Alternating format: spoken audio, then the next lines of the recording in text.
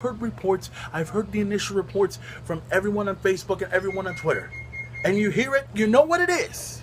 The fact that they want John Cena, who is a 14-time world champion. If he wins, he becomes a 15-time world champion, coming up to the Nature Boy Ric Flair, who is a 16-time world champion. Now, my opinion is this. I like John Cena, but it is bad for business if John Cena becomes WWE World Heavyweight Champion. Very bad for business. You know why? Here's why. There's a lot of us. We can dig John Cena. We like what he does. But there's a majority of the people that don't want to see him become champion at all. We don't want Randy Orton to become champion. We sure as hell do not want Alberto Del Rio to become champion. Personally, to me, it'd be great. Sheamus, we don't want him to become champion. We don't even want Kane to be champion. Hell no. So it all comes down to three of the individuals that we want to see the most become WWE World Heavyweight Champion. You got the Swiss Superman, the King of Swing, Cesaro. And then you got the man who defeated John Cena at Extreme Rules, a man who speaks his mind and says whatever he wants, whether it's in tongue or not, and makes the whole world come in his hands. When he is on the microphone, when he speaks to the world, it's the truth. But it's also entertaining to watch. And I'm talking about Bray Wyatt. And you know something? I would love to see Bray Wyatt become champion. You know why? And I think I've said this on the other episode of the Main Event Talk. I want you to imagine this. Bray Wyatt becomes the WWE World Heavyweight Champion. And then Luke Harper and Eric Rowan become the Tag Team Champions. And oh, by the way, did you guys get a chance to hear that new entrance that those two have? When I heard it, I was like,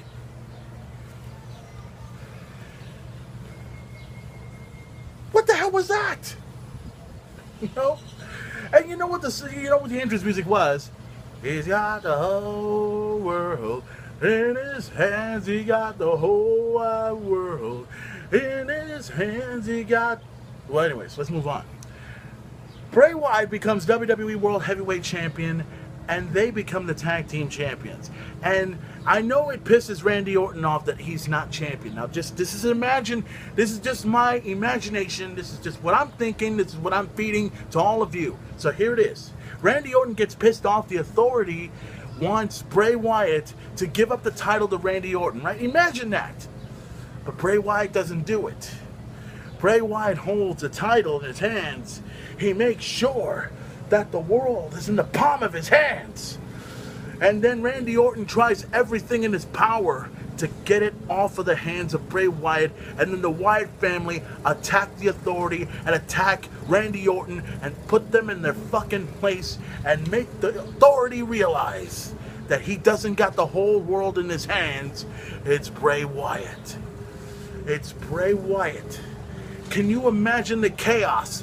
Can you imagine the destruction that Bray Wyatt could put together if he becomes WWE World Heavyweight Champion? You know what you call that? You call that an artwork of destruction. I know that that's a little bit too wow for everybody, but that's just what's in my head. And of course, we're leaving out Roman Reigns. And ignore that sound that you're hearing right there. That's just somebody trying to mow his backyard because he doesn't have enough time to weed eat. But anyways, Roman Reigns is in the Money in the Bank. And, you know, it would be great for Roman Reigns to be the new WWE World Heavyweight Champion. It would be great to see.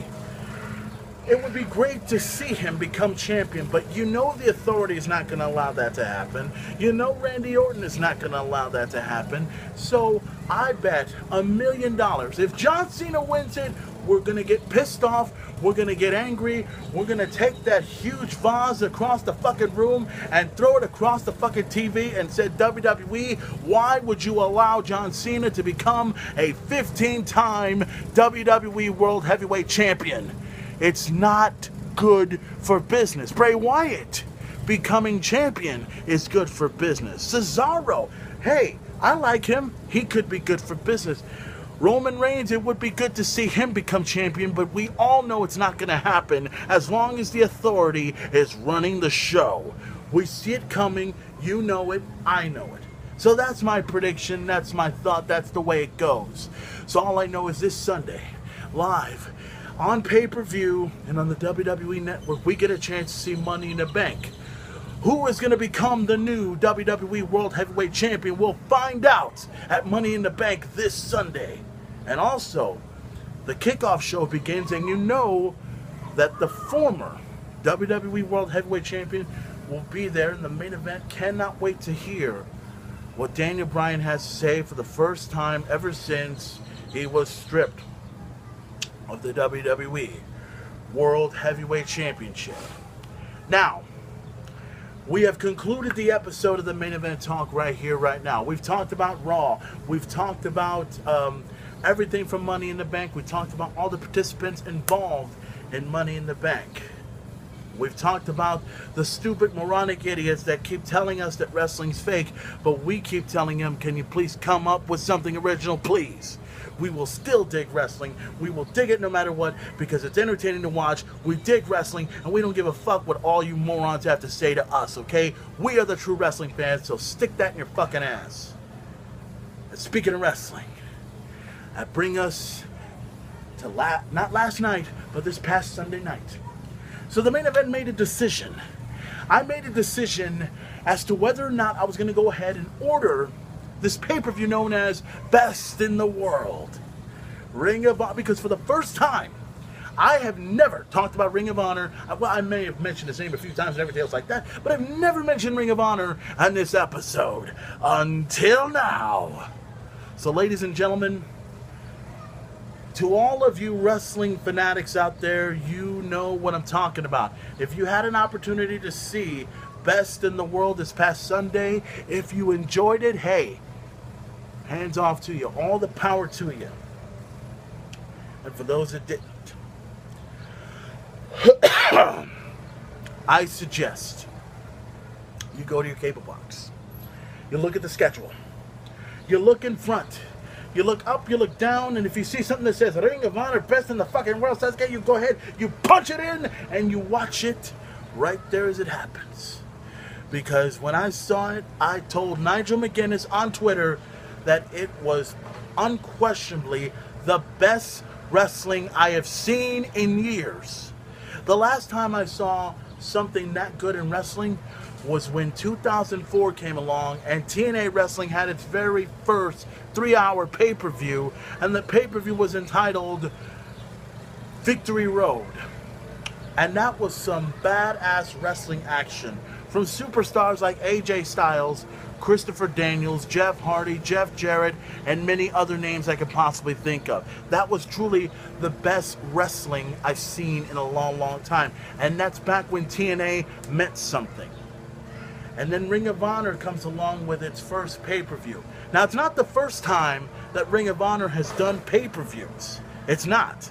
As a matter of fact, Ring of Honor has always done internet pay-per-views for a long, long time. All you guys with the laptops, all you guys with the computers, you go ahead, you go on there, you check out some of Ring of Honor's internet pay-per-view, and you check it out, and you say, holy fucking shit, that's the best wrestling I've seen in years.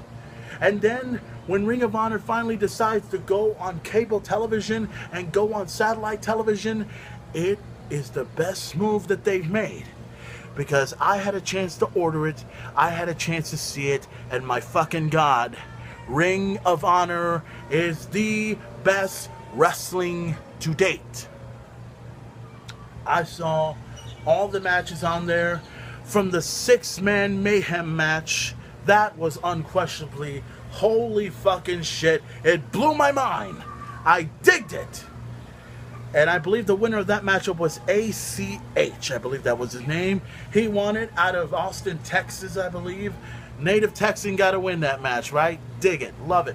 And he becomes the #1 contender for the ROH World Television Championship. And speaking of the championship, Matt Taven would go one-on-one against Jay Lethal. And that matchup was pretty good itself. Hell, Truth Martini was handcuffed at the very, very corner, right? Couldn't do anything. Then there's this woman, this really muscle jacked up woman, but she looked pretty attractive. I got to admit that. Wouldn't mind hitting that ass all night. But anyways, the match was great in every way possible, and in the end, Matt Taven looked like he was very, very close to getting his hands on Truth Martini, and luckily it didn't happen. So I think that woman broke the handcuffs and they took off, and then he went back into the ring. Jay Lethal took advantage and hit the lethal injection. 1, 2, 3. ROH, still ROH World Television Champion, Jay Lethal. Great matchup, digged it. Man, it was awesome. The submission match between Cedric Alexander and Roderick Strong. Great matchup, another amazing match that I just could not fathom over it. This dude, Cedric Alexander, I was impressed with what this dude had to offer, man. I mean, I was just, wow, how do you do that? At the very end, I remember seeing the corner where he was at, and then I guess, I don't know what the fuck he did, but it looked like he broke Roderick Strong's back, just like that. And then he hit, like, that was unquestionable one of the best backbreakers I've seen in a long, long time. And then he puts on a submission hold that looks exactly like the Lion Tamer, or the Walls of Jericho, if you will. And then Roderick Strong tapped out to Cedric Alexander in the submission match. Alexander wins. Good job. Digged it. Loved it. Now, this one was one match that I was digging the most out of all of it. Let me see if I can adjust this a little bit, because it's kind of can't really, if I could, I think, okay, but anyways, the tag team matchup that took place, one of the greatest tag teams of all time, the Briscoes, go in a tag match, I keep saying one-on-one, in a tag match against the iconic champion, Matt Hardy. And then he goes up, and his tag team partner is Mike Bennett, with Maria in her corner. And matchup was great. Sorry. Matchup was great. Digged it. But I think it was Michael Bennett who took the championship, hit Jay Briscoe over the head, and it was like a disqualification. Briscoes win it. They were about to leave. The crowd is chanting bullshit. And then, all of a sudden, they ask for Nigel McGuinness, and here comes Nigel McGuinness, who goes ahead and says, you know what, this is not going to happen. This is Ring of Honor's first pay-per-view. There is no way, you're going to leave like that. You want to go ahead and use belts? You want to use chairs? That's fine. No disqualification, no count-out. The match continues, and it does. There was tables involved. There was ladders involved. I think there was a bunch of streamers coming around and everything else like that. And my God, in the end, I saw Matt Hardy at the very top of the ladder, Jay Briscoe on one side, taking a fire extinguisher and just blowing the shit out of him. Well, not in that particular way. And then, holy fucking shit. I've seen a lot of tables get destroyed, but I've never seen a table get that fucking killed, okay? Matt Hardy's right there, gets suplexed from the very top of that ladder, and bam, he was folded like an accordion, as they say in those wrestling, deals and stuff. Matt Hardy was crushed. Matt Hardy was dead. 1, 2, 3, the Briscoes win it. Matt Hardy and Mike Bennett were done. It was over. It was finished. That was the highlight of the match. Man, I love it. It was the fucking shit. I could not fall asleep. Could not. Well, if you're watching TNA, you'll probably fall asleep anyway, or WWE, whichever comes first. My God, it was awesome. Now, trying to remember some other match that was involved. There was 2 other matches. I know there was another match.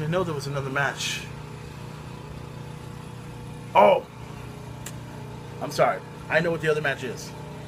And this is another matchup that I've been wanting to see. Mr. Wrestling, Kevin Steen.